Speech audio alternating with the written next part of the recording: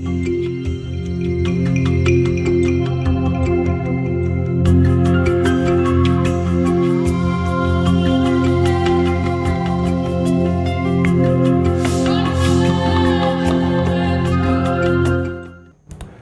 welcome to News Central's special Independence Day broadcast as the Gambia celebrates 57 years of nationhood. We have a lot in store for you today. I'm Gbenga, Aborowa. And I am Rita, Omodia. Happy Independence Day to all Gambians. This special broadcast on News Central TV.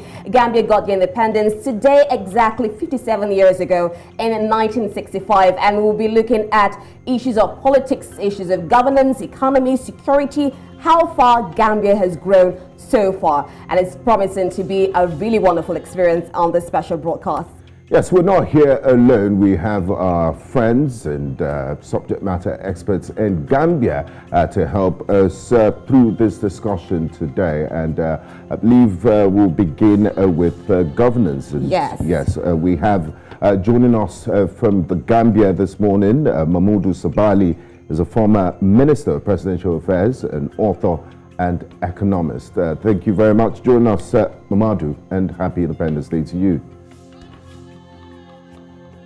We also have Melville Roberts. He's a lawyer, diplomat, a foreign policy expert, and social commentator. Happy Independence Day to you, Melville. Thank you very much. Thank you so much. I'd like to start with Momodou. I believe how are Gambians celebrating? What's the mood like in the Gambia today as we speak? Okay, I think we lost Momodou for a bit there. So, Melville, what's celebrations like in Birkama, Banjul, and other places in the Gambia? What's the mood like? Well, it's a joyous occasion. So the usual lineup would be the match pass. The government does have celebrations. Usually, the state would host a dinner in celebration of the independence. It's a 57th year of independence today. So really, it's much excitement in social context. So really, it's a public holiday, of course, and there's going to be a lot of state activities. There'll be the parade, and of course, a few years ago, the independence celebration was decentralized. So back in the days, what you would have, I mean, when I was going to school, it was the highlight of the school academic year, the school calendar, basically. So we would have the centralized march past at the Independence Stadium. The head of state would give a speech, and of course, after the celebrations, you had the joint inter-school sports activities. So it was really an interesting one. But later on, as the years go by, it was decentralized. So every region, like you mentioned, Brikama, Banjul, would have their own mini celebration. Usually the speech would be given by a governor or whoever is representing the state at that level. And of course, in Banjul, you would have the parade and march past at the McCarthy Square, where children, different organizations, youth groups would file past. There will be the parade, the police band, the army, and of course the highlight of the day would be the speech from the head of state. Definitely a memorable day to look out for. I mean, 57 years getting independence from the United Kingdom. So let's get a few from Gambia. Let's see the history of Gambia in this wonderful package. We'll be right back.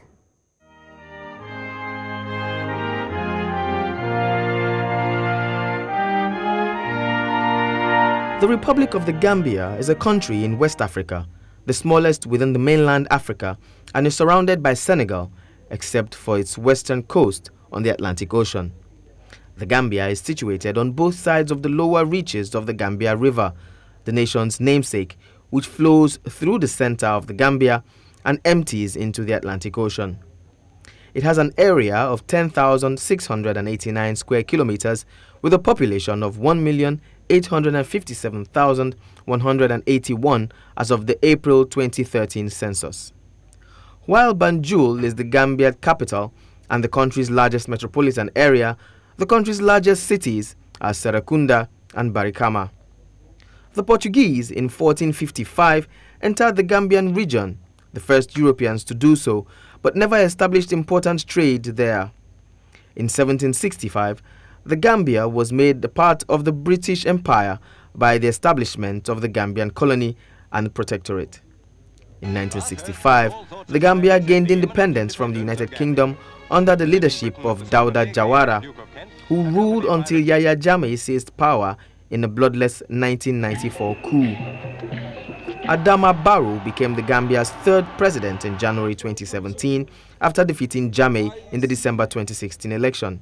I hereby announce to you Gambians my total rejection of the election results, thereby annulling the elections. However, Jammeh, who initially accepted the results, later rejected the outcome, which in turn triggered a constitutional crisis and military intervention by the Economic Community of West African States, ECOWAS, resulting in his exile. The Gambia is known for its diverse ecosystems around the central Gambia River. Abundant wildlife in the Kiang West National Park and Baobalong wetland reserves include monkeys, leopards, hippos, hyenas, and rare birds. The capital Banjul and nearby Serekunda offer access to lovely beaches. The Gambia's economy is dominated by fishing, farming, and especially tourism.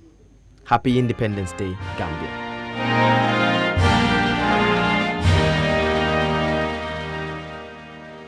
Happy Independence Day to the Gambia, and I'm sure, Rita, you can agree with me that there's a reason why it's called the Smiling Coast of Africa. A very beautiful and of course, country. one of the best places to visit in Gambia is the Serekunda market. I mean, it's a big market in Gambia.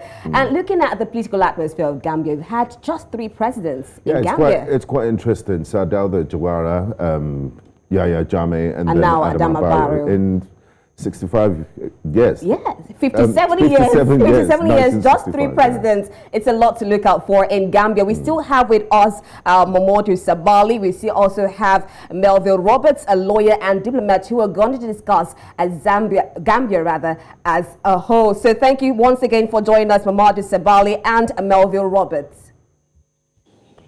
Thank you for having us. So, I'd like to start with Momodou. 65 years. 57 years of nationhood. Do you think the founding fathers would be proud of the Gambia today? Dawda Jawara, looking at the progress you've made so far in 57 years.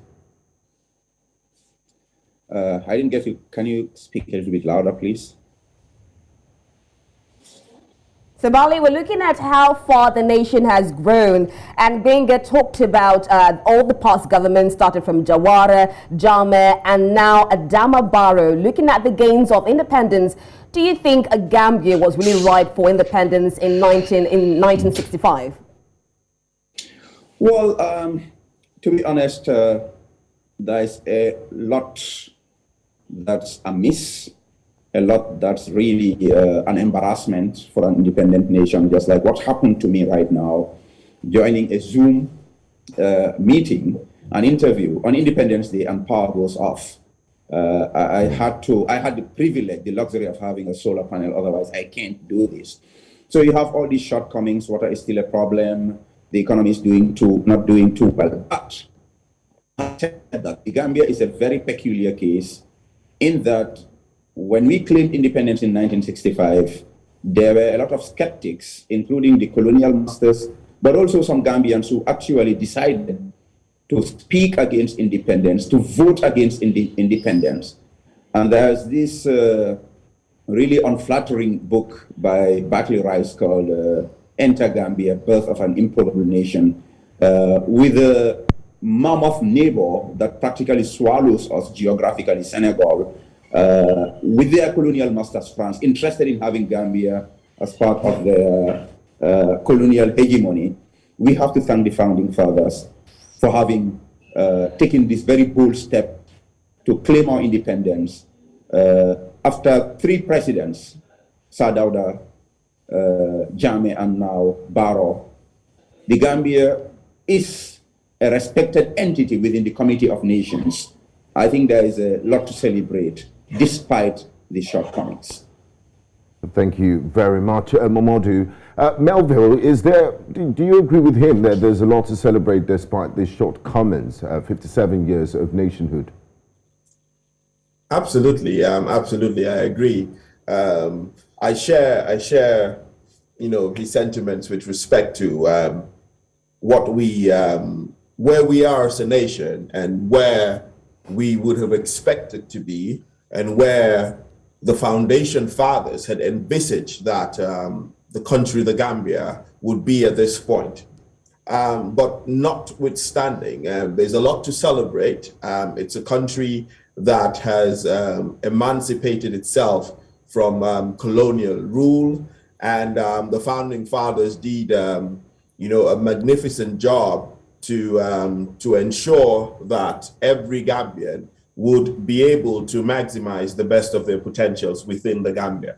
But notwithstanding, it is not unique to the Gambia, but as we see in other places in Africa, there's a lot of shortcoming. Of course, this could be attributed to a lot of things, including bad leadership, including the prolonged stay of our leaders in power.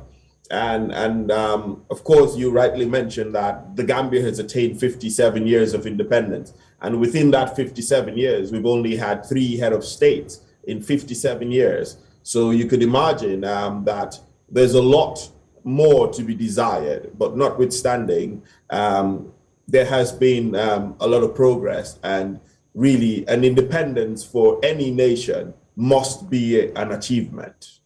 Okay, I'm still staying with you, Melville. You talked about emancipation, talked about the founding fathers. Let's start with Jawara and Jammeh. Now, during Jawara's tenure, we know that it was more of a multi-liberal party system, but unfortunately, that was just in a literal context. But practically, we still saw Jawara rule over, and we saw the opposition really weakened, and this was the same thing during Jammeh's tenure.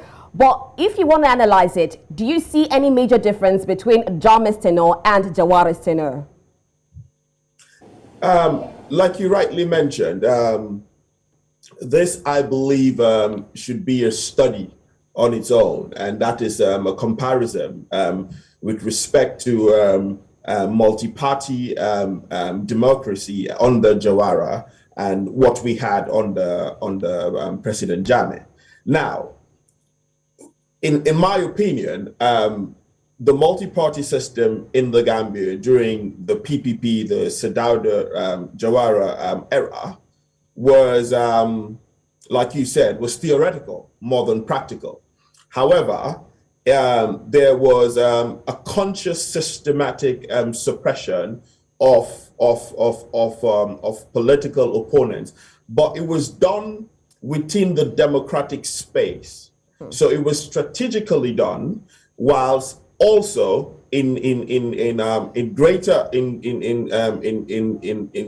a large extent respecting fundamental human rights, respecting the rule of law. So it was done in a very strategic way. I'm not sure if I should use the word, in a very clandestine way, that the opposition was not able really in 30 years of the Jawara regime to actually make a significant impact in our democratic space.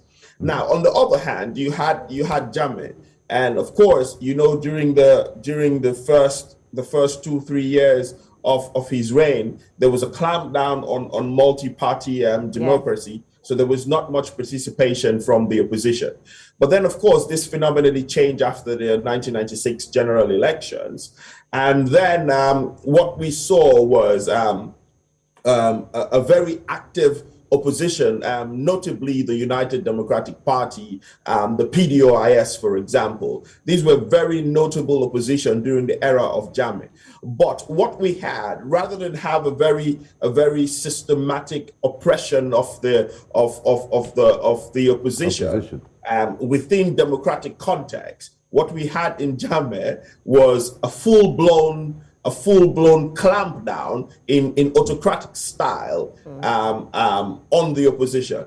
So, but if you look at it from a substantive point of view, you would get to realize that there was not much difference with respect to multi-party democracy, both in the Jawara era and in the Jammeh era, because we all saw what happened, because at the end of the day, we all got to the same conclusion. No democratic means was able to unseat Jawara for 30 years, and there was no democratic means to unseat Jammeh for the 22 years of his reign.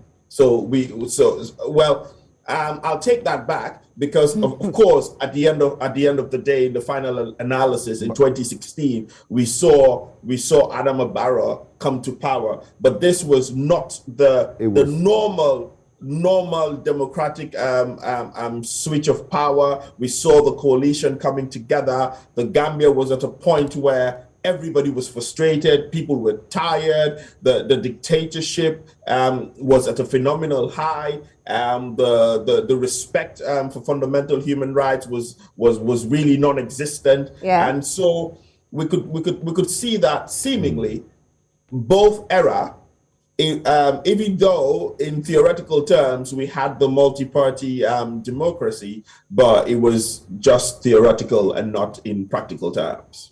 Thank you very much, Melvin. I'd like to bring Momodou in. During your opening submission, you did mention that you were surrounded by this neighbor, this big neighbor, Senegal, and the only other border you have is to the Atlantic Ocean. During the course of your nationhood, the Gambia did experiment with a confederation, Senegambia. How did it go, and what went wrong, and why has the Gambia decided to go it all alone again? Well, like I said, the existence of the Gambia within Senegal had never been milk and honey story for the bigger neighbor, of course, and their colonial master, who I think is very much in charge to date, wanted Gambia to be part of their hegemony. Our founding fathers, they took a very bold step, and despite all the challenges, were able to secure independence. But then with independence came its challenges, and Sadauda, I don't think anybody can fault him on democracy. He had his shortcomings, but you can't fault him on democracy. People had freedom of expression, and people did use those avenues to express dissent.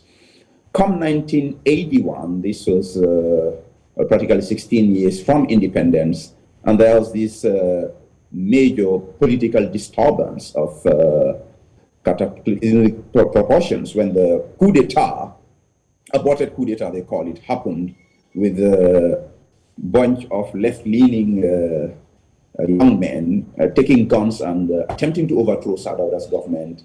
Sadauda was out of the country at the time, holidaying in where my brother Melville is right now, in the colonial master's backyard. Sadauda had to resort to Senegal to step in. Senegal, of course, came in at high cost because they did lose a lot of security officers that came in to intervene. But like I always tell Gambians, there is no free lunch. Senegal, I don't think the motive was entirely just to come and help us out of magnanimity. I think they saw an opportunity to get this little noisy neighbor back into their custody. Yeah. What happened after Senegal successfully restored Sadauda Jawara was that they came up with this idea of a confederation with Jawara. I had to accept at the time, I mean, understandably. But Jawara was a wise old man.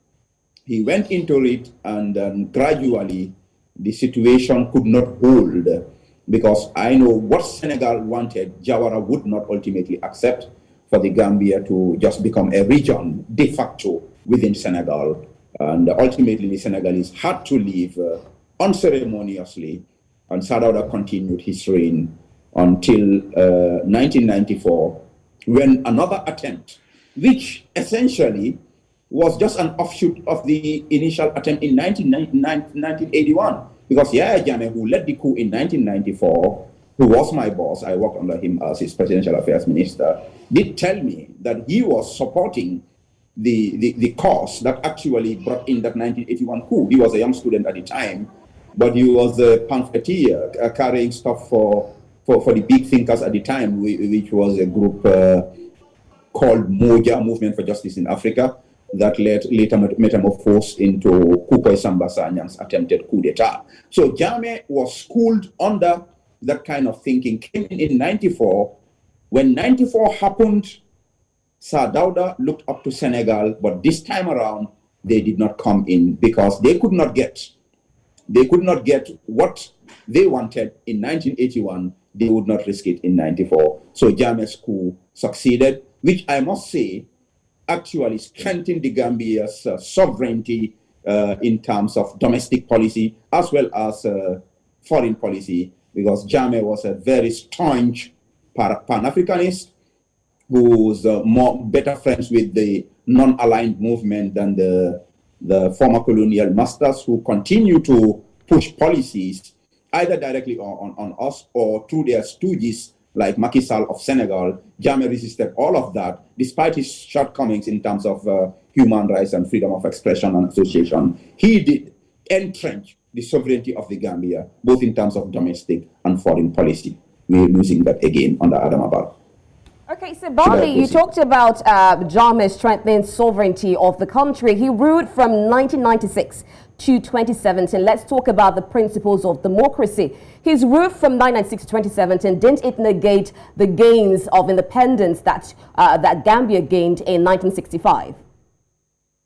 Well, there's no perfect system in terms of governance. Just like Sir Dawda, who I really laud for democracy and human rights, could not give us a university, could not give us good roads, could not give us a television station. Jammeh came, clamped down, fine, not too right, we all suffered under it, but gave us a university, gave us our first TV station, miles and miles of third road, and respect within the Committee of Nations in terms of independence, which is quintessential for any nation in these modern times. So this is the reality of the situation. When you look at the United States of America, for instance, which is lauded for democracy and development, look at what's happening to Black people in the United States of America. There is no perfect system. Every system will have their pros and cons. What every country needs more than anything else is sovereignty. And under Adama Barrow, we are successively losing that.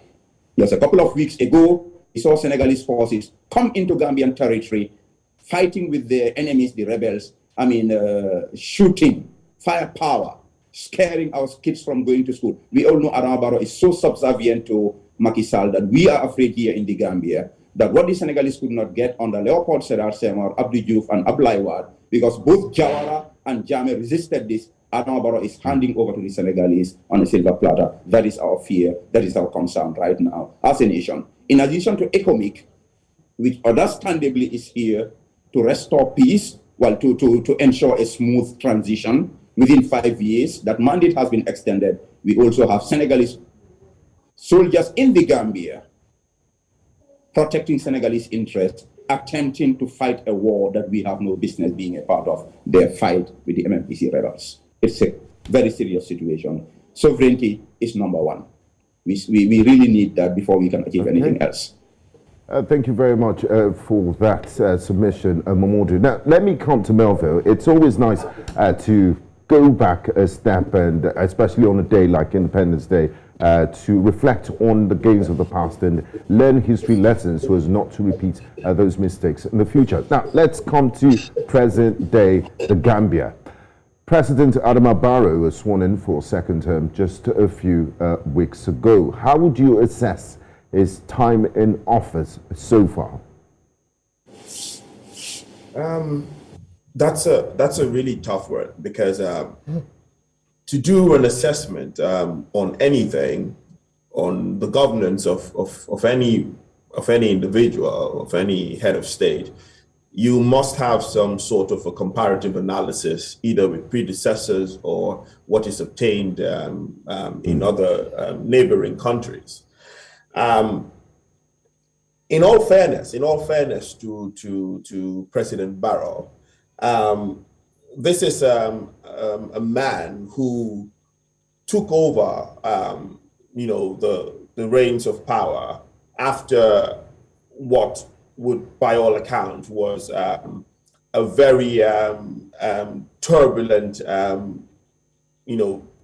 Transition. governance period with regards to, like Honorable Sabally just mentioned, a clampdown on freedom of expression, on not respecting fundamental human rights, not having regard for the rule of law, and things like that. And then, of course, he took over, and what Gambians at the time could really compare was this sort of governance of Jammeh for 22 years, because they had not known anything other than that. And then you have Adama Barrow, who was thriving and riding during his political campaign on respect for democracy, respect for fundamental human rights, and respect for the rule of law. And so you would have expected that there would be a stark difference in governance style between Adama Barrow and Yahya Jammeh. And this is exactly what has happened. The difference is very striking. Now, like as Momodou Sabally had mentioned prior, you had Jammeh not really, clamping down on freedom of expression, on certain things. But then there was so much infrastructural development in the country. I mean, the comparison cannot be, there's no way you can compare to what happened in Jawara's time in 30 years and what happened in Jammeh's 22 years. I mean, regardless of his shortcomings, the country moved, the country progressed, both structurally, in infrastructure, in governance, in institutions of governance, and just the lifestyle of the ordinary Gambian. I mean, went a step up from what we obtained during Jawara's era. Now, what we have in the Gambia seemingly is a widened democratic space, but a halt on everything that is progressive. So, for example, there's seemingly there's absolute respect for fundamental human rights. There's respect for the rule of law. We see the judiciary becoming more independent, seemingly in their judgments, in their rulings. I mean, we see a lot of active participation from civil society actors. We see a lot of Gambians now coming out in the open, expressing and exercising the fundamental human rights, especially the rights to expression. So we see all of these beautiful frills that come with democratic ideals. However, what is absent is the translating of all these ideals, all these things that come with beautiful democratic foundations into the lives of every Gambian. So to actually equate the progress of the individual life of a Gambian progressively during the era of Jammeh, and now during the Barrow regime, and especially the past 5 years, it's basically non-existent. Sorry to interrupt you, Melville. I would like to jump in here. I mean, it's just 5 years, and 2 of those 5 years have been spent under an unprecedented pandemic. So don't you think you're being unfair to President Barrow? And do you believe that probably in the second term, Gambians will start to see economic gains in infrastructure and development? Let's not forget that reports also say that Barrow inherited a virtually corrupt and bankrupt country. Let's not forget that. I don't think I'm being unfair to Barrow. In fact, I think I'm being very generous to President Barrow. I think I have actually mentioned here the constraints that he was faced with coming into office. But notwithstanding the constraints, I mean, yes, 5 years is not a very long time. You mentioned the pandemic. You mentioned a few other things. However, in every governance structure, there has to be present a foreseeable change in the circumstances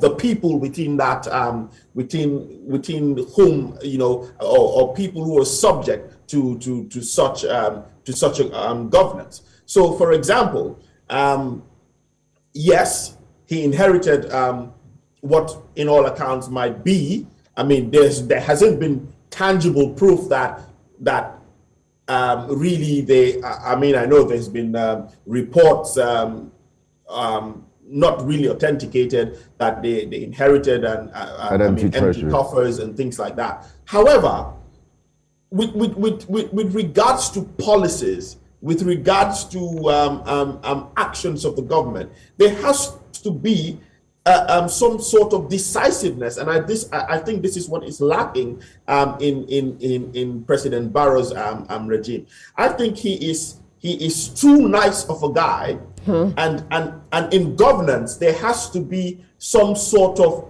autocratic style. So I'm not saying a full-blown to drive your ideas down the line. Yes. Pardon me? No, I was just trying to buttress your point. You need. Yes. So you're not looking for you're not asking for some slip down to dictatorship. But there has to be some decisiveness in government. Okay, at this point, I'd like to bring in Sabally here, because you've mentioned so many things about Jammeh's administration, comparing it with Barrow. Now, to you, Sabally, do you feel that Barrow is too soft of a guy? I mean, we have freedom of expressions under his administration, we have human rights, we have the judicial system, and despite the fact that you talked about the structural development, we also know that there was a COVID-19 pandemic, as we earlier discussed, and we also know that reports brought about a bankrupt country. So would you really say that Barrow is really too soft and he hasn't done well? And I recall you, just to add to what Rita is saying about the security situation, incursions by Senegalese armed forces into Gambian territory. Yeah. Yes, well, to assess Barrow and to assess any entity or individual, you would have to assess him against the goals and aspirations set out ab initio. What brought in Barrow? Like Melville rightly said, there was an encroachment on our democratic space, on our rights as individuals. There was a terrible, really terrible abuse of human rights, and there's no justification for that, despite the major successes achieved by Jammeh in terms of infrastructural development, giving us our first university. So the Gambians were fed up with the lack of freedom. So we brought in somebody, Adama Barrow, who we must clarify also, because human memory can lapse very quickly. Barrow was no Kwame Nkrumah who came and called a clarion call for people to rally behind him. He came in as a chosen head for a coalition of parties, and those parties had been in the political fray. People like Honorable Halifa Sallah of PDOIS, Sidi Ajata, His Excellency Alhaji Ousainou Darboe, spent all their lives challenging that Jammeh situation when Barrow was practically nowhere to be seen. Fine, with all due respect to him, he became the leader of the coalition, and there was a lot of risk to that. But he was not the Moses in this jungle here. If there was a Moses here, it's Alhaji Ousainou Darboe, who went to jail, suffered all sorts of discrimination and humiliation under the Jammeh era. If there is a Moses here, it has to be people like Halifa Sallah. Come 2016, the Gambians vote based on that coalition with set objectives, among them restoration of the freedom of expression, association, and others, establishment of a new constitution that will guarantee this new dispensation within a 3-year period. What did Adama Barrow do? He first reneged on the 3 years, insisted on staying till 5 years. The draft constitution, on which Gambians spent more than $100 million of tax money, Barrow himself was the one to fight against this, openly campaigning against it based on what Gambians voted him into office, clearly wanting a 2-term maximum mandate. When the draft constitution was birthed, the first thing he said, the 2-term mandate is discriminating against him because his first mandate was going to be counted. Which first mandate did he have in the first place? Because the arrangement was a 3-year transition. He stayed on and abrogated all these sacred covenants. Fine, he took his 5 years, entering a second year. Barrow, if there is any credit I can give him, his demeanor is quite in consonance with Gambians. We're an easygoing people. He has, when in terms of human rights, he's practically stuck to it. Does he have a choice? The people who put him there, that is what they believe in. That is what Halifa Sallah lived all his life. That is what His Excellency Alhaji Ousainou Darboe lived all his life. I am not giving much credit to Barrow based on his own yardsticks that he has failed. I think his first term has been a failure. Okay, thank you for that, Momodou Sabally. And some people might disagree with you that if somebody fails the first term, you don't give them, you don't promote them, so you don't give them a second chance. Now back to you, Melville. Under President Yahya Jammeh's rule, the country had experienced extensive human rights abuses, extrajudicial killings, torture, and all of that. President Barrow constituted a Truth and Reconciliation Committee. The panel has handed over the report to him. And when you talk about justice being served, people need closure, those that suffered under the Jammeh regime. Former President Jammeh is currently in Equatorial Guinea on exile. Do you think, and what are the feelers in the ground on in Gambia? Do people want him tried? Should he be extradited? And do you think President Barrow has the would pull through to follow the report to the letter, the recommendations of this report?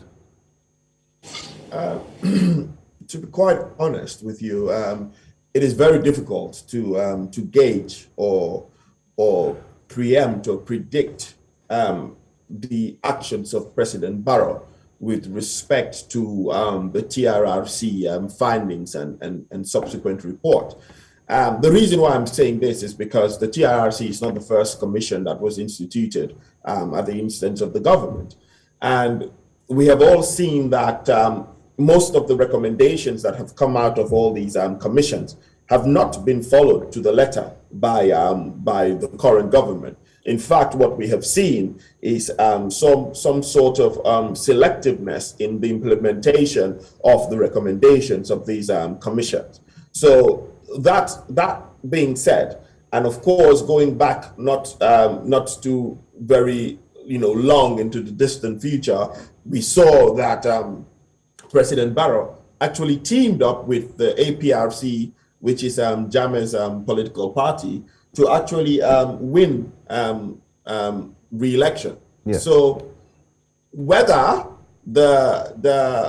there's political will to implement fully the recommendations of the TRRC and bring some sort of closure for victims is present. It's difficult to judge at this moment, because we all know that most of the prominent actors in Jammeh's regime are also present in Barrow's regime. They're they're actually in very high positions in government. Now, I have a different opinion on what justice means and what justice amounts to.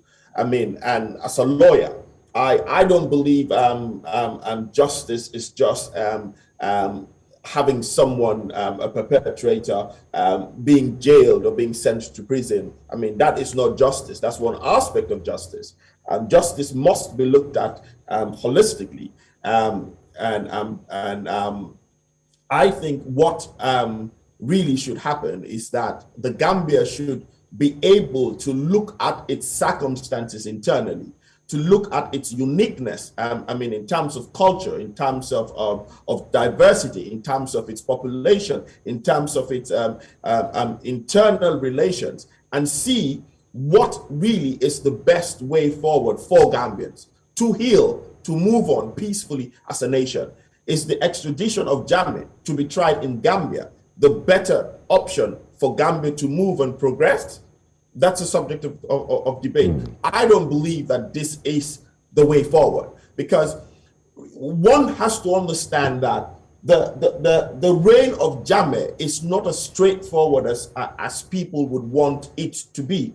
Now, in one hand, you have Jammeh being this very ruthless dictator who of course, his reign was marred with extrajudicial killings, disregard for fundamental human rights, disregard for the rule of law. This is one aspect.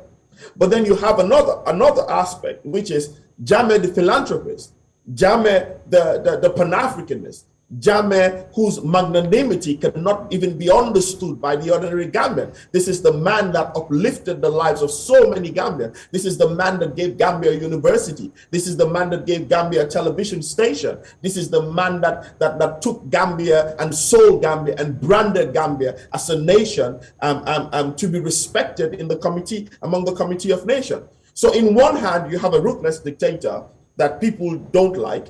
And then on the other hand, you have a very progressive and amazing leader who had his country at heart, wanted everything that is good. Melville, you talked about how Pan-Africanists talked about the giant strengths of Jammeh, but the people who suffered from the hands of Jammeh, people's relatives who died from the hands of Jammeh, do you think they will still feel the same way? I mean, how do you get structural development and yet you still get people dying and you are not free to go about your business? So don't you think that actually negates whatever structural gain that Jammeh had or got during his tenure? And Melville, to also add to what Rita is saying, you speak, I mean, it's collective effort of Gambians that created all these institutions. It's Gambians, civil service that work in these universities. Jammeh was just a point man. I mean, it was the driver of all of this agenda. But I believe Gambians should take collective responsibility for his achievements too. Oh, absolutely. In governance, I mean, one thing that is unique when we talk about governance, when it comes to progress, when it comes to advancement, the responsibility is collective. But when it comes to things that are bad, we want to attribute it to a leader.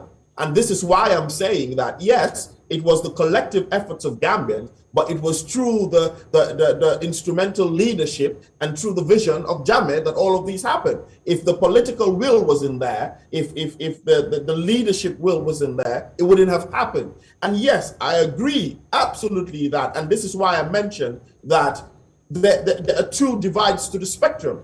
So on one hand, you have the victims. In one hand, you have people who have suffered excruciatingly under Jammeh's regime. But on the other hand, you have people and individuals who don't see these things. In fact, regardless of whatever came out of the TRRC, there is still a whole chunk of Gambians of the society that do not even believe that some of these things can be attributed to Jammeh.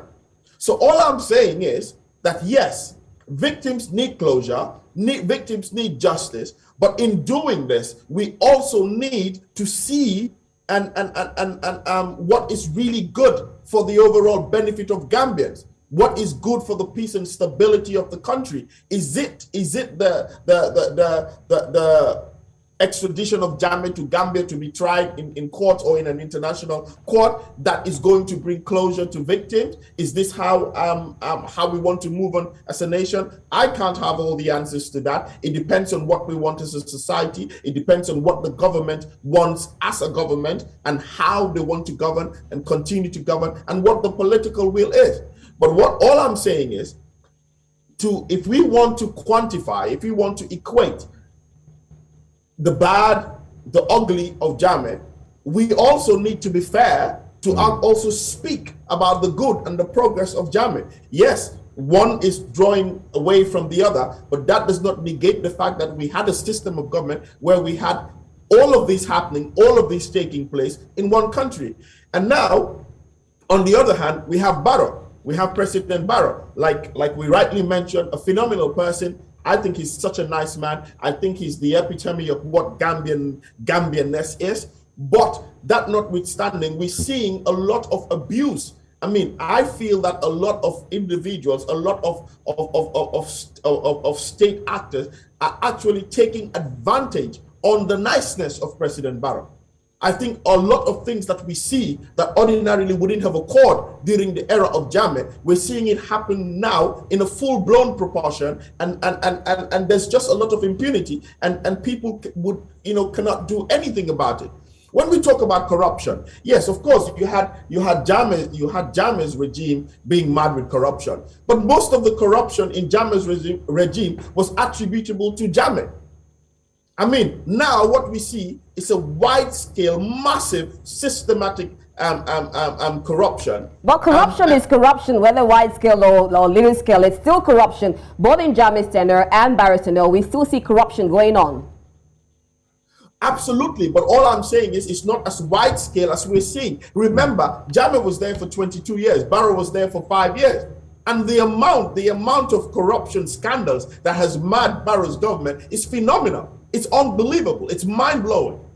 Okay, let's go over to you, Sabally. We know that Gambia has a history of ethno-religious harmony. We're talking about the people now, peace going on in the region. And there's a lingering resentment between different groups, particularly directed against the Jola ethnic group to which the former president belonged. How is it going so far to bring peace and stability among the Gambian people?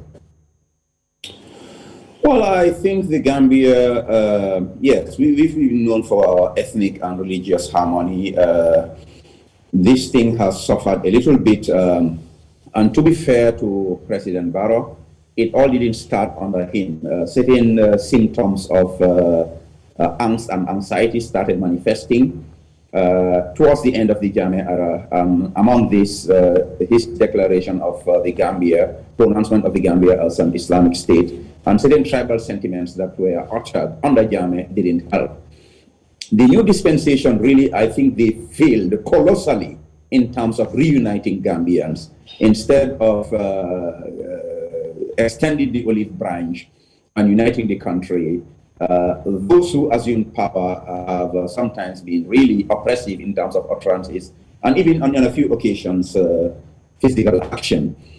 Having said that, I believe that our social fabric is resilient enough to overcome this chasm that was brought in during the early period of the transition. I don't have any faith in this government that they would be able to do anything to correct some of these imbalances. But we have local socio-cultural institutions like the relationship between different ethnic groups, which has been actually touted TRRC recommendations. We have women's cultural musical groups called Kanyalengs, and we have the young people of this country who I believe are not all that tainted with tribalistic and religious sentiments. I still believe the Gambia is going to continue as a tribally and religiously very tolerant and harmonious nation, but we cannot take it for granted. Like I said, I'm not counting on government, but I think the religious leaders, cultural leaders, youth leaders should take the initiatives and be more proactive to make sure that the little tensions we may have latent underneath are all dissolved, so that we proceed with a very noble reputation for ethnic and religious tolerance. I believe there's a lot of light coming out of the tunnel, and inshallah we shall make it. I'd like to stay with you, Momodou Sabally. You were Minister of Presidential Affairs under the Yahya Jammeh administration. Right now, as we speak, the EU and African Union Summit is going on in Brussels. Gambia used to be seen as a sort of not too friendly relations with Commonwealth, and now under President Adama Barrow, they're welcomed into the international community. How has Gambia taken advantage of this new perception, this new lease of life in order to, and cooperation with international organizations and countries in order to bring about development for the people of Gambia? Well, I'm not going to accept your assertions to start with. The Gambia was still part of the international community during the Jammeh era, on a more noble and a more respectable pedestal, actually. The EU, we had our issues with them, and I'm glad to say that I was able to serve as a conduit to smoothen that relationship with a very historical meeting that happened in Banjul in 2013, when Jammeh had earlier cancelled all dialogue with the EU. I was able to convince him, and I led the team to have dialogue with EU. The point is the Western world tries to talk down to Africa and Africans, and they have a very condescending attitude. that we as Africans should never accept if our independence is to mean anything. For instance, the EU was complaining about human rights abuses in the country. And as Presidential Affairs Minister at the time during the dialogue, I admitted that it's true that we have human rights issues. We will continue to work with the president at the time because he had a very strong grip on power to improve the situation. But during that meeting, I raised to the EU the thousands of young Africans dying on the shores of Europe in Lampedusa, and Europe actually ignored this. And the harsh reality, whether you guys want to hear this on your platform or not, the harsh reality, the thousands of Africans dying across the Mediterranean. If they were white people, the Europe and the international community would have stopped this, but they ignored it because of racist sentiments. These were some of the issues going on. Fine, the Gambia comes in under Barrow. They've been a little bit more accommodating of the international community. Yeah. Fine. I think in this globalized economy, you're better off having smooth relationships with other countries. But like Martin Luther King Jr. would say, it's okay to compromise so long as you know the principles that cannot be compromised. What we are dealing with this new dispensation is the handing over of our marine resources. For instance, to the EU for chicken change. Is this in Gambia's ultimate interest? No. The Gambia, under Barrow, has had a lot of goodwill from the international community, especially EU, and I think that's a plus for Barrow.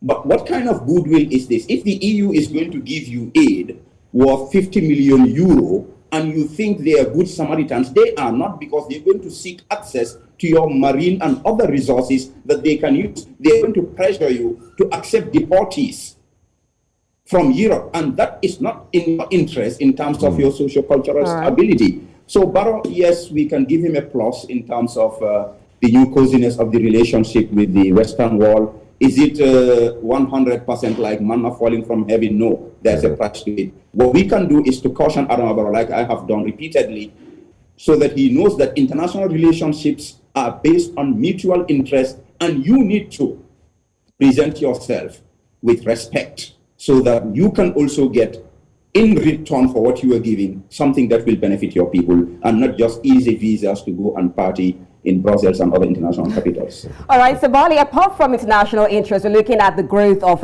Gambia, and we know that the World Bank pegged Gambia's GDP for 2018 at $1,624 million US.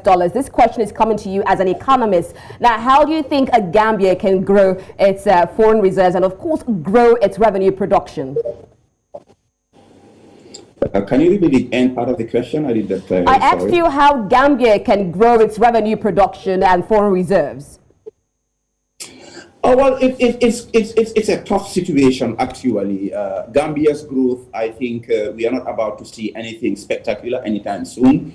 Of course, like one of you said earlier, the COVID-19 has been the scapegoat for every economic malady in this country, which is not necessarily true. Fine, the Gambia is a small open economy, so anything that happens to the global economy affects the Gambia. But I believe that better management of domestic resources, like the national budget, should help us to direct resources to the growth sectors rather than just literally wasting public sector money. We had a recent audit report from the National Audit Office that accused the government of squandering way above $100 million in terms of COVID expenditures, monies that could have gone towards the growth sectors of the economy. The Barrow administration in the past year did a lot of white elephant projects, borrowing domestically to finance electorally significant projects. I had written close to a dozen open letters to this government, especially the finance minister, cautioning about the effects of this fiscal binge. What's happening in the Gambia now, if you even casually look at our newspapers, the biggest problem is inflation that is running into double digits, which is bad for the economy. Now, you're talking of growth, and that's what we should look for. That's what President Barrow and his administration is announcing. But there's something about economics. There has to be macroeconomic stability first before you can achieve growth. And that's why the IMF and the World Bank, when they come to your country, that's the basic parameter they're looking at. So we need macroeconomic stability before we can grow. I think this government needs to embark on some kind of counter-cyclical macroeconomic policies to restore the stability, to control inflation. And of course, inflation is connected with the exchange rate. Once these two indices are not stable, we cannot have growth. I believe where we can have growth is to be a little bit more supportive of our farmers in agriculture, because give and take, at least a third of our economy depends on agriculture. There's another sector of our economy that we are underestimating and exploiting. That is services. And services is quite a wide subsector, because you have tourism, you have telecommunications. I think tourism, we've been hit by COVID. That excuse I can accept from government, because that's completely beyond our control. But telecommunications, for instance, you have a young population that's quite IT savvy. The telecommunications companies, their turnovers are in the dozens of millions of dollars, which is big money for this economy. I think the government needs to invest a little bit more in services, especially in ICT. It's a knowledge-based economy. This is somewhere we can grow. There is an untapped resource in this country also that can also help us a lot in terms of significant economic growth. That's our oil resources that are being auctioned right now as we speak for potential explorers and exploiters.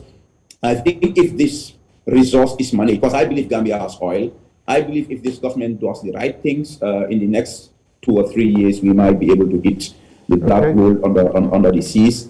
If this resource is coordinated, managed well, and the expected benefits are used to further diversify the economy, and especially support the young people in terms of education and training, we could have a spectacular growth maybe in the next 10 years or so. Right now, in the next 5 years, I don't see much happening in this country, but the government should focus on stabilizing the economy. Inflation and exchange rate stability are indispensable to any significant economic growth and development.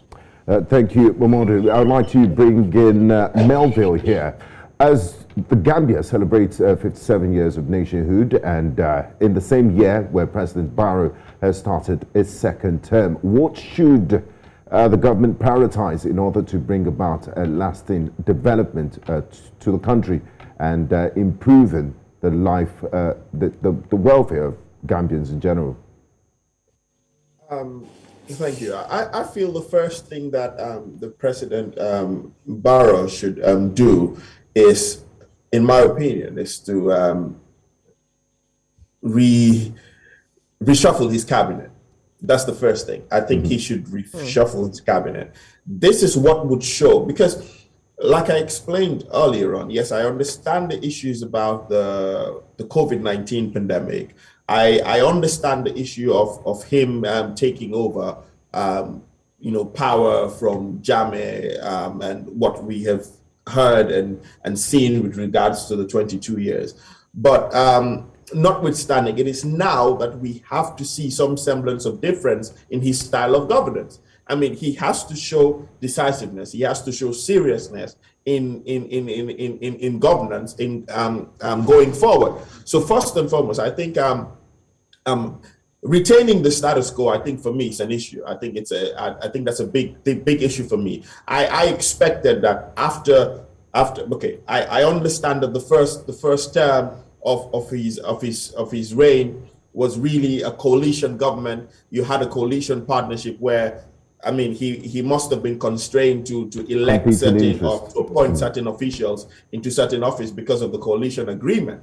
However, this is his own mandate. For the first time, Gambians have actually given a mandate to President Barrow as an individual. Gambians are saying that, yes, regardless of whatever it is, yes, we understand the issues. We understand whatever it is that you have gone through the past 5 years. But still, we believe that we're willing to give you another 5 years. And Gambians have given him another 5 years. Now, I believe that President Barrow has to demonstrate that, okay, you know what? There's a difference. I am now ready to work. This is my style of government. This is my leadership. I don't have to consult coalition partners. I don't have to consult other stakeholders. This is my reign. This is my presidency. This is going to be my own decisions going forward with respect to everything that is progressive in the country. The second thing that I think President Barrow needs to do is he needs to show that he's ready to clamp down on corruption. And I believe that corruption, widespread and systematic corruption, is one of the greatest impact, I mean, negatively on his government. And he has to show that he's got the audacity to clamp down on corruption in a very tough way. I mean, corruption is not just what we see. It's not just about stealing money. Corruption is just about not even doing things that is expected to do. For example, you have civil servants who go to work. You're supposed to stay in the office for 8 hours. They probably stay at work for 2 hours. You have civil servants who travel abroad just because of per diem. They attend meetings that are not bringing back any revenue to the country. So all of these things have to work to show that really he's ready to move. For example, a civil service reform, the security reform. Okay. So these are things that the president needs to work on now to show that he's ready to do something different. If not, I feel that it is just retaining the status quo. All right. Going to change. Okay, Melville, talking about civil service reform, talking about security, this will be our turning point for the second phase of the discussion as we celebrate the Gambia. Thank you so much for your insight, Melville Roberts. We'll still have you for the second phase. And also thank you once again, Momodou Sabally, a former Minister of Presidential Affairs, author and economist, for your views on the special broadcast celebrating Gambia at 57. We'll go on a quick break, and when we come back, we'll be looking at the issues of security and, of course, growth in Gambia. Do stay tuned.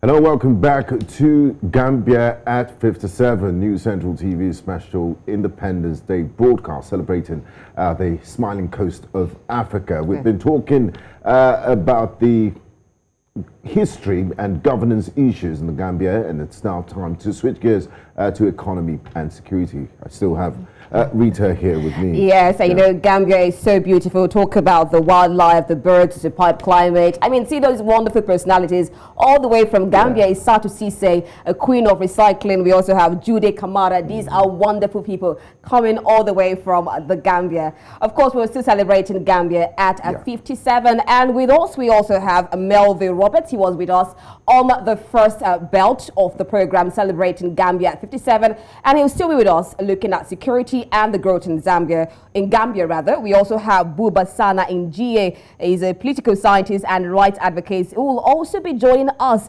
subsequently on the program to discuss the growth in Gambia. So we start off, Melville, with security situation going on in Gambia. We know that during the 2017 transition, it was quite difficult.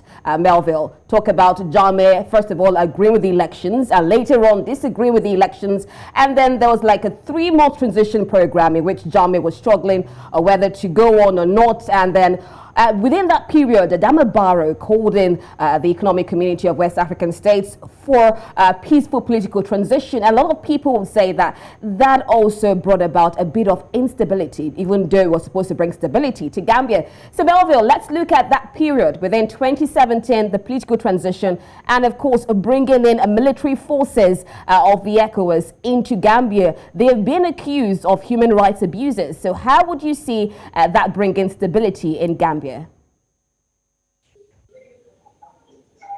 I think this was a very, very emotional period. It was a roller coaster ride. I mean, I was in the Gambia at the time. I mean, a lot of people left because of fear, but I stayed on. I was in the Gambia then and was very actively involved in the politics of the day during those times. So let's go back a little bit. What happened was, of course, I'm sure you might have seen the video recording where the former President Jammeh actually called President Barrow to congratulate him on winning the elections. And then subsequently, we saw the Independent Electoral Commission coming out to say that there was an error in the results that was declared prior, and there was a correction to that declaration of the results. And then we saw subsequently President Jammeh coming out and actually rejecting the results, dissolving the Independent Electoral Commission, and actually taking active steps to contest the election results as per constitutional provisions at the Supreme Court. Incidentally, the Supreme Court was not fully constituted, so the election petition of Jammeh couldn't have been heard. Now, during this period, of course, you had it was more or less a division of camps, because you had so many Gambians who were now like really fed up and tired of Jammeh's style of regime, wanting Jammeh to go at all costs. And then you had Jammeh's supporters who felt that, okay, the elections was rigged and the results did not really reflect the outcomes of the then concluded elections.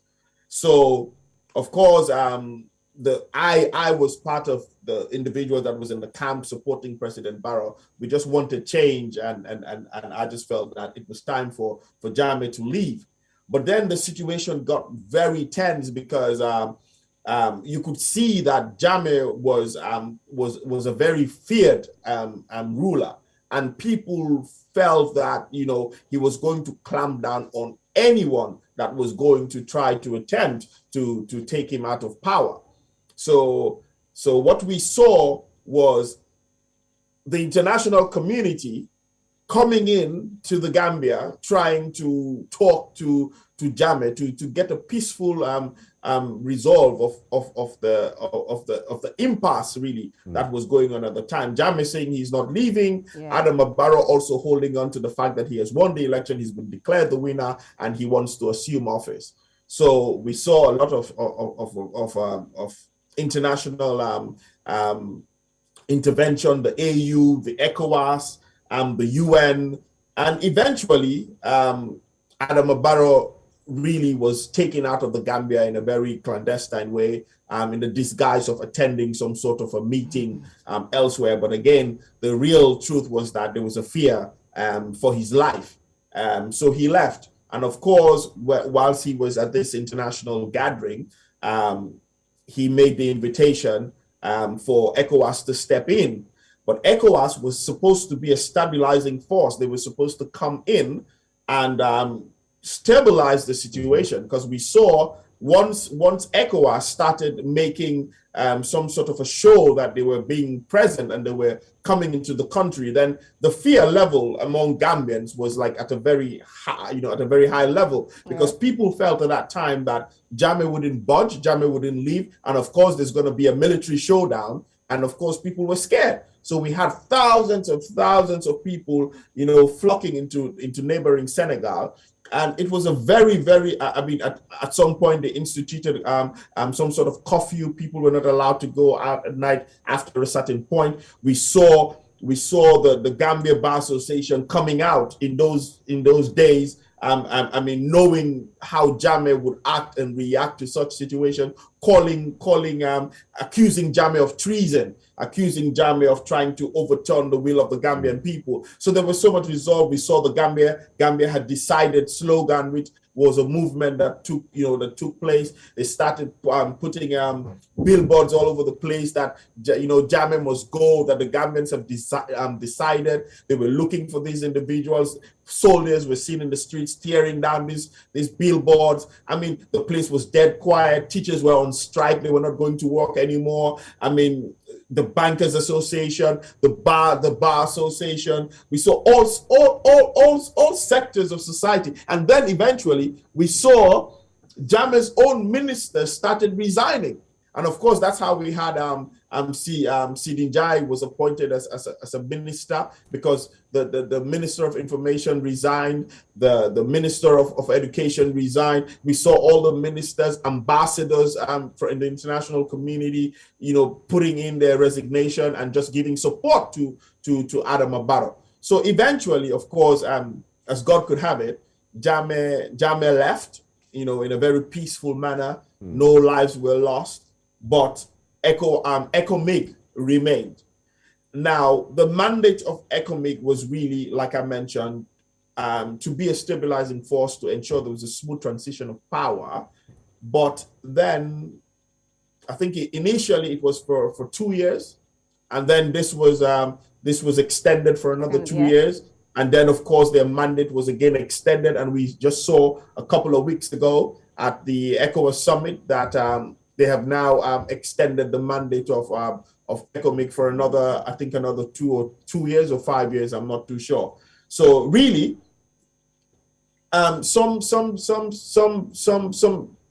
sector of the Gambia feel that ECOMIG is turning into an occupying force. So rather than being a stabilizing force for a particular period, which really is no more, we now see ECOMIG taking a very permanent phase. So ECOMIG has been here the entire time of Barrow's first term of office. And it seems they're going to be here for the second term. Melville, okay, while we're still talking about this 2017 political transition, I would like to bring in Buba, Sanna, and Njie, who is a political scientist and rights advocate. It's so good to have you join us celebrating Gambia at 57. Njie, if you can hear me. Yeah, I can hear you now. Yeah, thanks for joining us, Buba. Melville's just took us through the transition period and the security situation around that. Looking at present-day Gambia, how would you assess security in the country? And do you think Gambian security forces have the capacity to keep the peace? And is it time for ECOMOG to leave?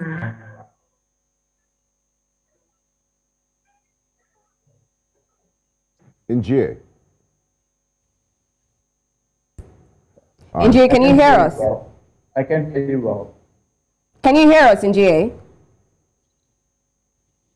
Okay, while we're still trying to get... hear you well. Can you please repeat that? So my question to you, Njie, is this. I can hear you now. Okay, my question is this. What is your assessment of the current security situation in the Gambia? Do you think the Gambian security forces have the capacity to keep the peace? And do you support Melvin's assertion that it's time for ECOMOG to leave? Yeah, thank you, sir. Well, I agree with Melvin in its totality because the Gambian army have been here with us. And when the change happened in 2016, all of us were thinking that the Gambian army would side with President Jammeh. But they surprised us, telling the Gambian people that we are with you and we are going to make sure that the will of the Gambian people is respected. And now the ECOMOG came here, and we thought they're just going to be here for some time to stabilize, because Gambia also had some of the men in the army that were so loyal to him. So we thought there could be some destabilization. But now, what is clear to all of us is the fact that ECOMOG are here to stay, and this has also posed a lot of threat to our national security. Because recently we have seen a fight between ECOMOG soldiers and the MFDC rebels in Casamance. And all this fight has happened in our territory, which is posing a lot of threat to the lives of the Gambian people that are living in the border areas in the Gambia. Thank you very much, Njie. Now, moving away from security matters to economic terms, and the economy is very important because it's what leads to development and progress for the nation, and the government can get money for infrastructural projects, education and health. Melville, what is your assessment of the current state of the Gambian economy? Well, I'm no economist, but so I'm not really an expert in that area to really delve into the complexities of the economic situation of the Gambia. But from a perspective of a lawyer and just a layman, in terms of economics, I think really we are facing a lot of issues with regards to the economy. I think the economy is struggling as it is. It's struggling not because the Gambia does not have the capacity to build up on this, but like Momodou Sabally rightly mentioned, we saw how the government was faulted for using really in the past national expenditure that was tabled before Parliament, that auditors have realized that over a substantial amount of money was spent on the government spent these monies, and it was never accounted for. And then of course we are still seeing all these international agreements, all these bilateral agreements that are being signed by the Gambia with regards to marine resources with the EU, with Senegal, and the Gambia is not gaining from all of this. We also are seeing a lot of ins and outs. It's not being brought into the public eye in the open as to what really is going behind closed doors with regards to the exploration and drilling of oil wells in offshore in the Gambia. So the capacity is there for the Gambia to really move on and be self-sufficient. And to work towards having a very robust and strong economy, but there has to be fiscal discipline. There has to be a clamp down on systematic and widespread corruption. There has to be some sort of what was the right word to say? Some prudence with regards to managing state resources. And for me, I feel that there's an absence of this. We saw how the COVID-19 funds were more or less misused. These were in excess of millions and millions and millions of dollars, and we cannot up to this point pinpoint and show how these monies were spent. And so really I feel that something has to be done, and I feel the time is now. I feel Gambians have given President Barrow another mandate. I think it is now for President Barrow to show some sort of decisiveness with regards to coming up with very progressive policies, economic policies that could actually see Gambia stabilize with regards to the economy. I think in the just concluded report that we saw, the Minister of Finance was as reported in Parliament, mentioned that about 60, if I'm right, I think it was 60% of our GDP was from remittances from abroad, from the diaspora, and a country that has such high remittance rate from the diaspora, you begin to wonder what is it, what are we doing really with regards to our economic policies that would see a difference in what is obtained right now. So really, I think, like I said, I'm no expert in economics and economic policy, but just a basic knowledge and understanding, you would be able to tell that the government is not doing much with regards to stabilizing the economy. I feel 5 years, I feel regardless of the pandemic, I think we should now begin to see some semblance of functionality with regards to our economic policies. Okay, Melville, I'll stay with you. And while you were discussing the quality of life, of course, we had graphics showing how far Gambians have gone. But some people would say that security also affects the quality of life. That's an ordinary Gambian.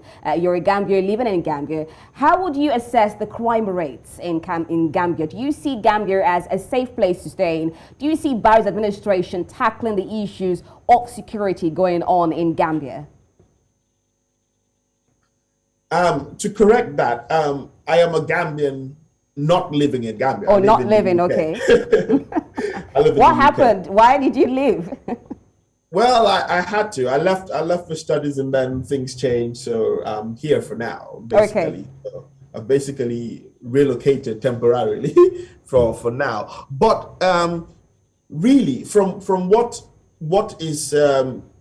information we gather from what is happening on ground, it's the security situation in Gambia is very volatile. It's not as robust as it should be, especially internal security.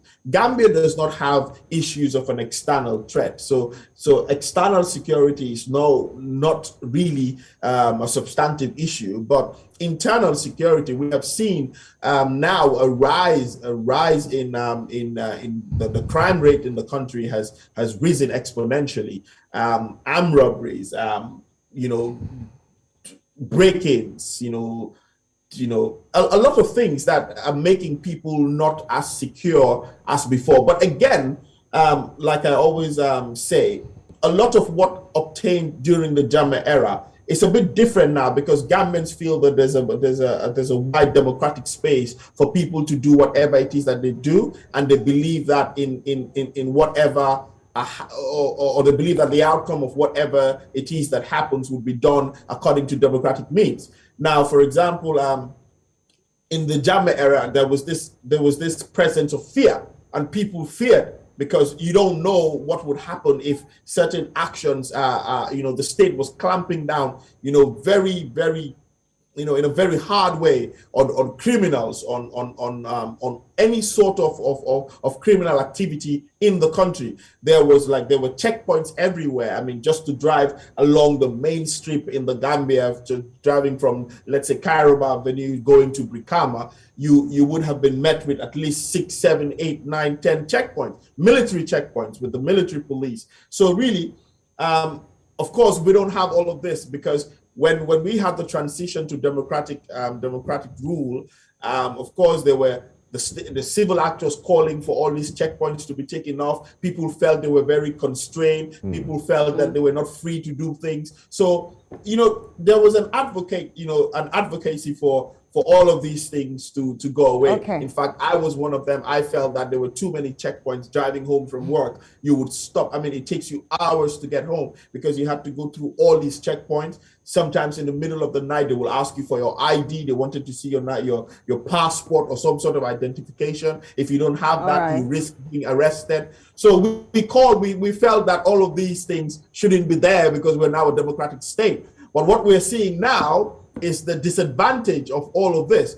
because crime is exponentially rising. All right, Melville, sorry to butt in there. Let's bring in Buba, Sanna, and Njie. We're looking at security situations. And from what you have said, despite the fact that Jammeh's administration brought a lot of military checkpoints, in Barrow's administration, we have a lapse in security for the people. And earlier on in Njie, before we had a connection disruption there, we're talking about the ECOMING. And there has been concern expressed in local media that the ECOMING now is usurping the authority of the Gambian armed forces. Now, such reports have been strongly denied by the Gambian government, but what's your take on this? Do you think the ECOMING is taking over the Gambian armed forces?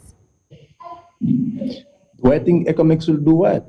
I didn't hear the last part of your question, please.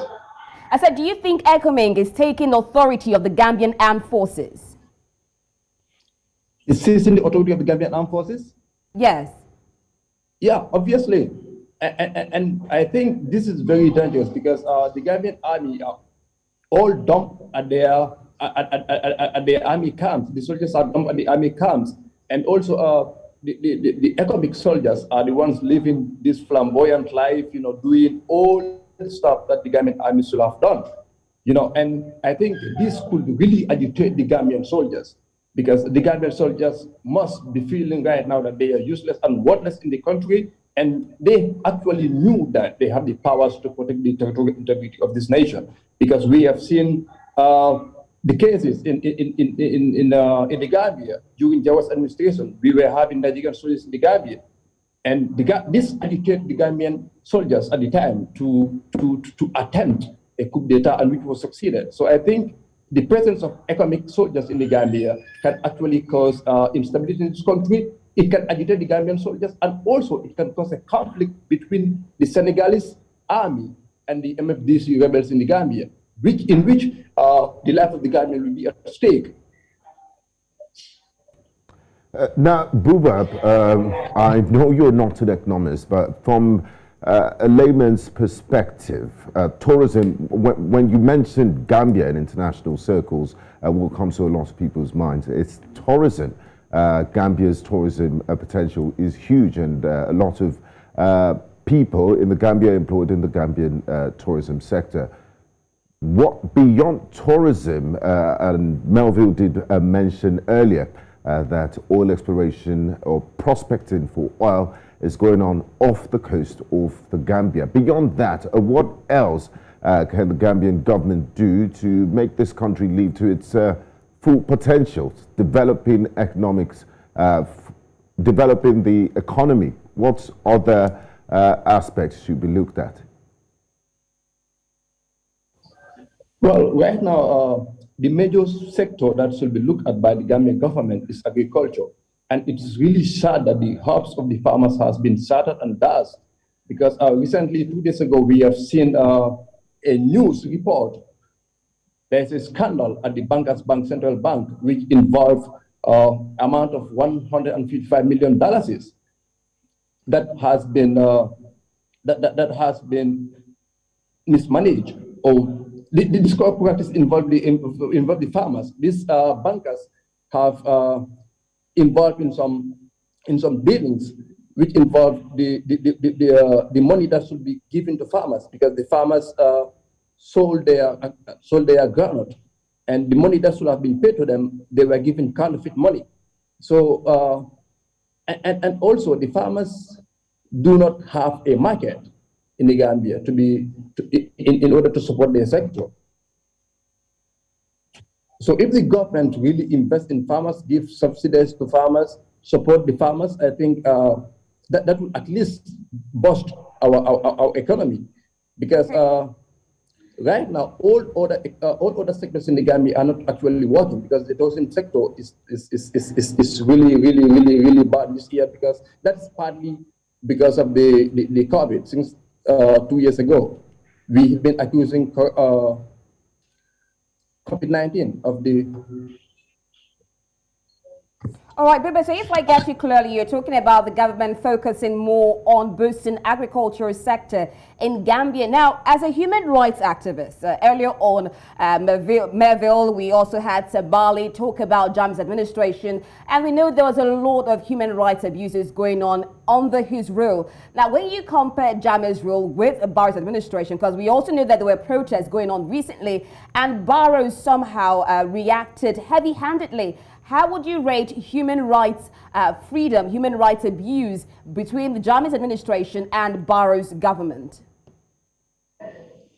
Well, human rights has really improved under Barrow administration, because under Jammeh's administration, we have seen a lot of extrajudicial killings, and a lot of journalists have been disappeared, political leaders have been tortured and jailed. But under Barrow administration, human rights have really been improved, because this is what people have been agitating for, this is what people have been fighting for. So he do not have a choice but to respect the fundamental human rights of the people. But what actually surprised and scared me is the fact that still we have some basic human rights of the people that have been violated and that have been ignored. Because the basic human right that should be respected by the government is to protect people and their properties. And in the Gambia, we've seen a lot of people have been attacked by criminals, bandits. Now, the daily news in the Gambia has become crime rate, attacks, and everywhere. So people are not actually protected. And also, recently we have seen President Barrow going after political opponents. We have seen one of the biggest financier of one of the biggest political party, opposition political party, being forced to join President Barrow. He's been co-opted, because all his business, they cracked down on almost all his business, and his business interest has been stopped by the government. So which I think is not really cool. But so far, human rights has been actually improved under President Barrow's administration. Thank you very much. Melville, the Gambia has launched a request for proposals for A1 block licensing. Senegal has made huge discoveries of oil off its coast, and like Sabally said earlier, he believes that oil will be found in the Gambia.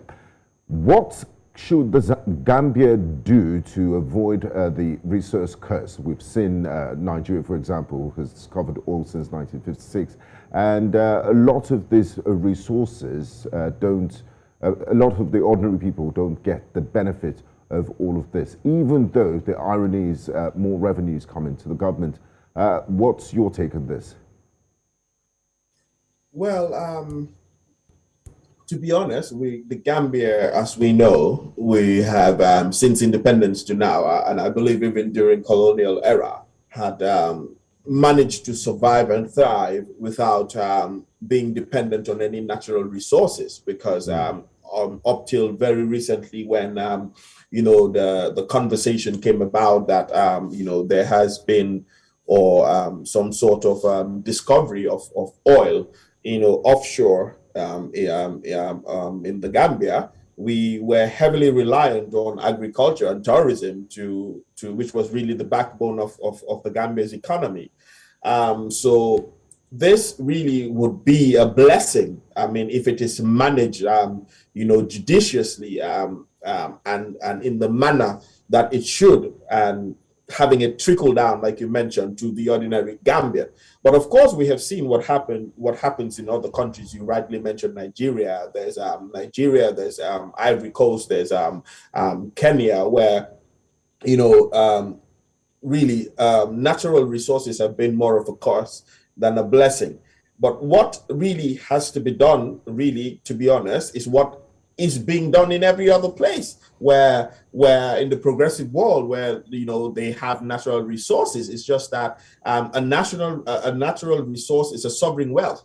It belongs to every single Gambian. It should be managed. There has to be the political will and the capacity to be able to manage these resources in a way that it would benefit the everyday Gambian. How the government should go about doing this specifically, I don't know. Really, I don't know. It's dependent on what sort of policies that they have in place. But you would assume that for any country or for any nation on earth to be able to manage judiciously its resources for the benefit of its citizenry, you would see some sort of semblance of that happening now with regards to other state resources and other sectors of the economy, whereby it is trickling down to the average Gambian.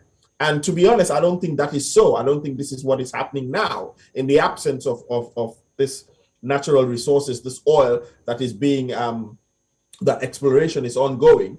What we're seeing now is that the average Gambian is struggling. We have a large chunk of unemployment rate within the youth bracket. Creation of jobs is not being rolled out as it should be.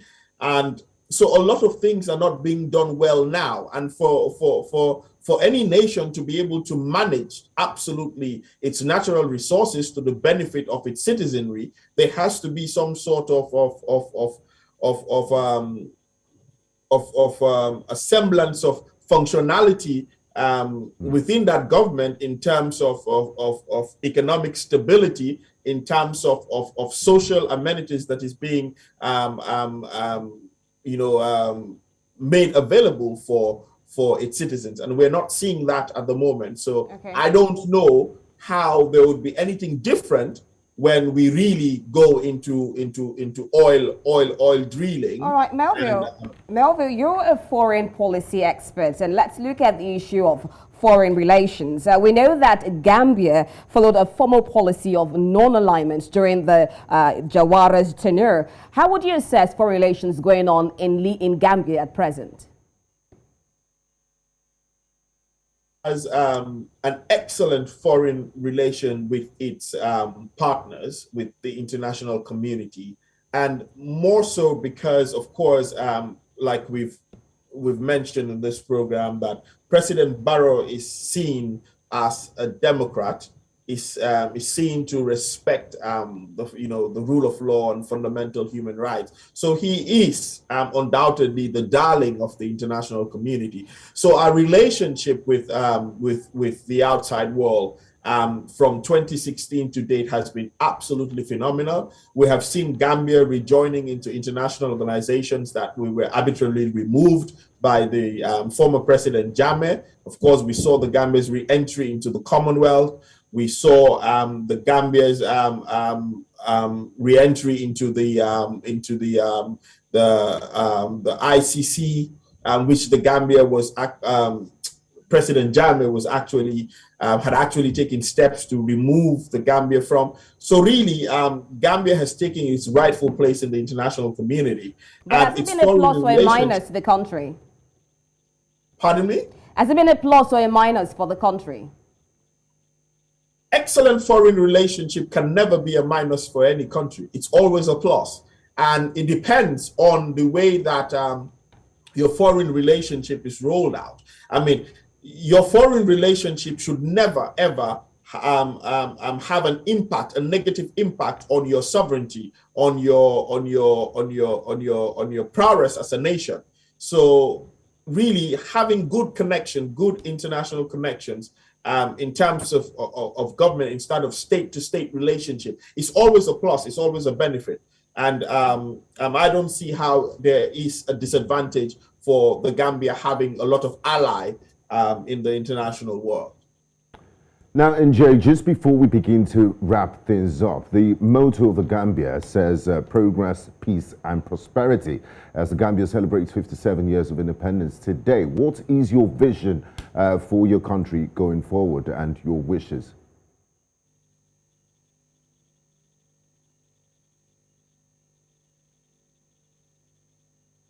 Hello, Njie, can you hear me?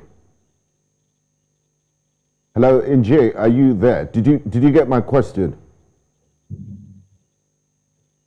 Can you unmute your mic, please? Okay. Yeah. Yes, Njie, I said the motto of the Gambia says progress, peace and prosperity as the country celebrates 57 years of independence. What is your wish and your vision for the country as we wrap things up on today's special broadcast? Well, it is actually sad to know that while we are celebrating our 57th independence, the only constant in the life of average and normal Ghanaians is economic suffocation. People are actually suffering in this country, and the hopes of the young people are really that, because I know and I talk to young people of this country who are actually hardworking and determined. They go to bed every day dreaming to better their future. But the weak and corrupt institutions in this country always decay our morale. So I really hope that the Gambian government or the Gambian public servants can actually help us to strengthen our institutions in order to help the Gambian people live a better and a decent living in our country. Thank you very much. I'd like to throw the same question to Melville as we wrap things up. What's your vision and dreams for your country, the Gambia? My vision for the Gambia would be for every single Gambian to be able to maximize the best of their profitable potentials within and in the Gambia. And my vision is to see a Gambia that is stable, a Gambia that is peaceful, a Gambia that is progressive, both in terms of infrastructural development, human resources, and just a Gambia that you would want to hand down to your generation, a Gambia that you would want your kids, you would be happy and satisfied to know that your children have a future in that country, a Gambia that is free from corruption, a Gambia that is free from nepotism, a Gambia that is really a Gambia for all, a Gambia that is living to the words of the motto that you rightly mentioned: peace, progress, and prosperity. There has to be prosperity for every Gambian in Gambia in order to be able to feel that, yes, this is our country, Gambia, this is what we want for Gambia, and as a Gambian in Gambia, this is what I wish that my kids, my future generations would experience. So this is the sort of Gambia that I envisage, a Gambia for all, a Gambia that is inclusive, a Gambia that will be, again, known as the smiling coast, where people's hospitality is phenomenal, where you can walk into every home in Gambia and have free food offered to you, where it is even seen as a bad omen if you don't accept to have lunch or dinner in somebody's home. This is the Gambia we want, not a struggling Gambia, not a Gambia where people are dying, and not a Gambia where the health sector is failing, not a Gambia where there's no economic stability. No, that is not what we want. And our founding fathers of the Gambia had a vision.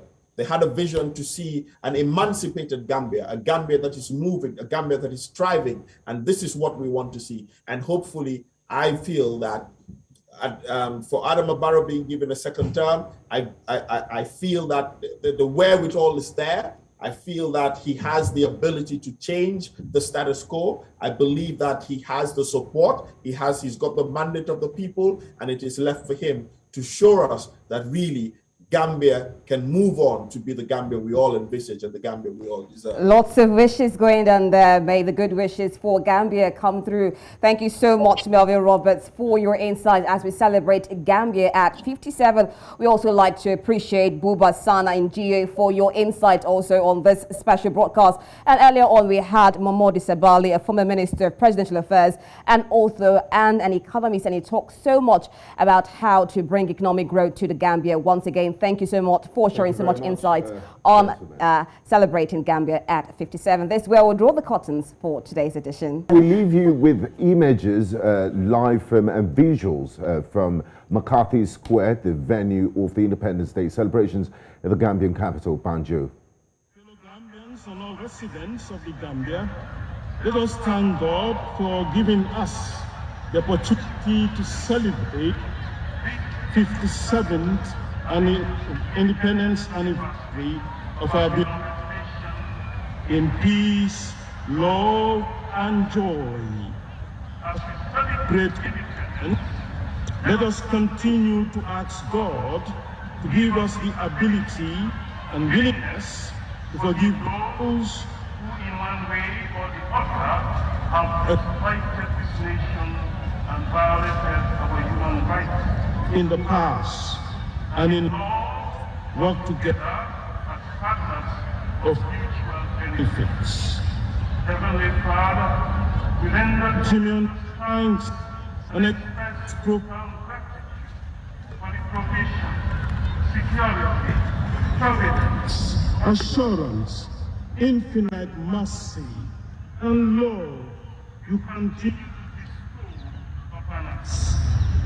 Remember the Gambia, O Lord, when you show favor to your people.